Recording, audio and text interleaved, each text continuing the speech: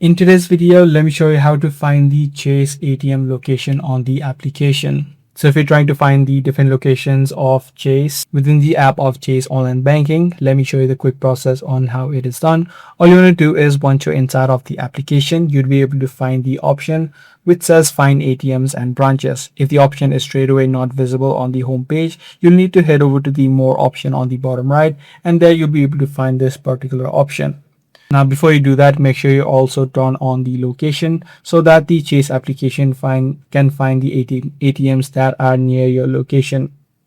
Now, once you've done that, you can head over to the View Map section, and map will load all of the Chase branches or the ATMs that are near your location. So using this exact section, you can take a look at all of the ATMs that are near your location and find the nearest one that is available. So this is the exact way on how you do it. If this guide video was helpful to you, be sure to subscribe. I'm going to see you in the next one.